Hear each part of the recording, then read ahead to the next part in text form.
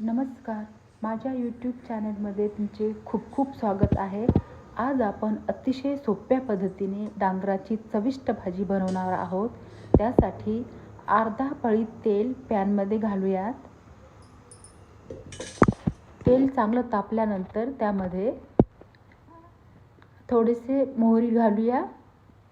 मोहरी चांगली भाजल्यानंतर त्यामध्ये थोडेसे जिरे पण घालूयात.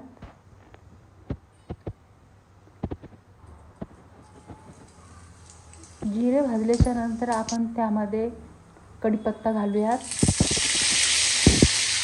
कढीपत्ता चांगला भाजल्यानंतर त्यामध्ये हिरव्या मिरचीची पेस्ट घालूयात 2 चमचे. हिरवी मिरची, लसूण आणि कोथिंबीरची पेस्ट आहे ही.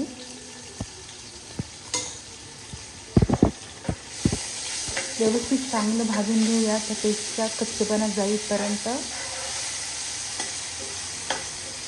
आता यामध्ये थोडीशी हळद घालूयात.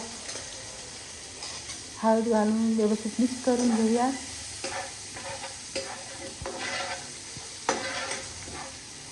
मिक्स झाल्यानंतर हळद चांगली यामध्ये डांगर घालूयात.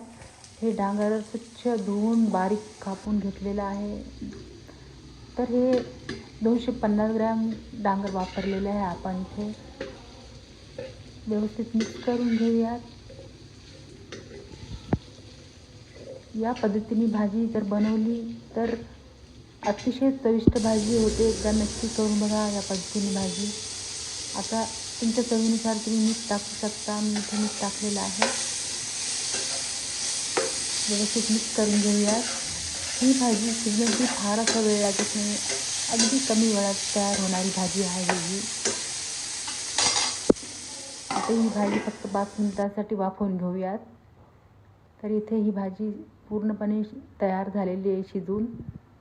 हे पहा, खूप मस्त अशी भाजी चविष्ट झालेली आहे आपली. शेवटी थोडीशी साखर घालूयात. साखरेमुळे ही भाजीला अतिशय छान असा चटपटीतपणा येईल आणि भाजी रुचकर लागेल आपली. व्यवस्थित मिक्स करून घेऊयात. आणि आता हे पहा तुम्ही, किती मस्त भाजी तयार झालेली आहे आपली. अशी भाजी एकदा नक्की करून बघा आणि मला कमेंटमध्ये सांगा कशी झाली ती.